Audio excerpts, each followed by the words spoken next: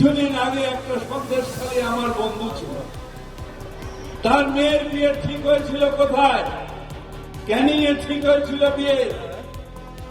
সেই বিয়ে ভেঙে দিল ছেলের বাড়ি, বলল না, সন্দেশখালীর থেকে মেয়ে আনলে পাড়ার লোকেরা বলবে যে এই মেয়ে বোধহয় পবিত্র নয়।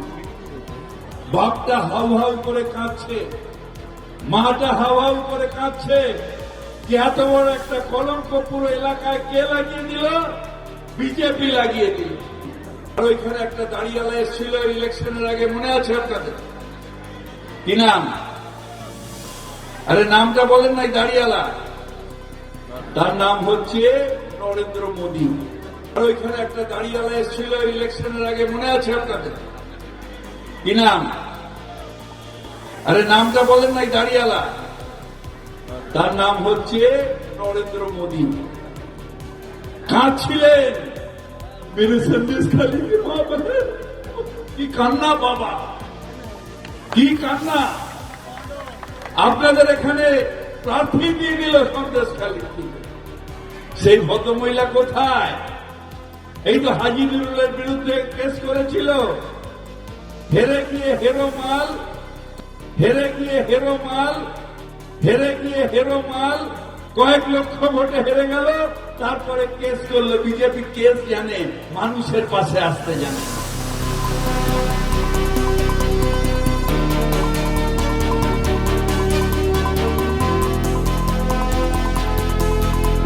হাড়োয়া উপনির্বাচনে বক্তব্য রাখতে গিয়ে আমাদের রাজ্যের মন্ত্রী ফিরাজ হাকিম আমাদের দেশের সম্মানীয় প্রধানমন্ত্রী শ্রী নরেন্দ্র মোদীজিকে যে ভাষায় আক্রমণ করেছেন এবং আমাকে যে ভাষায় আক্রমণ করেছেন সেটা খুবই নিন্দনীয়। একজন মহিলা খেটে খাওয়া পরিবার থেকে উঠে আসা প্রার্থী করেছিলেন নরেন্দ্র মোদীজি। যাদের সহ্য হয় না তারা বারে বারে কুরুচিত ভাষায় আক্রমণ করে, ব্যক্তিগত নিয়ে আক্রমণ করেছেন এবং কমিউনিটি নিয়েও আক্রমণ করেছেন, আমার সমাজ নিয়ে আক্রমণ করেছেন। সুতরাং এই অপমান সন্দেশখালীর প্রত্যেকটি মা বোনের অপমান, যারা আন্দোলন করেছিল, যারা প্রতিবাদ করেছিল, প্রত্যেকটা SC ST মহিলাদের অপমান।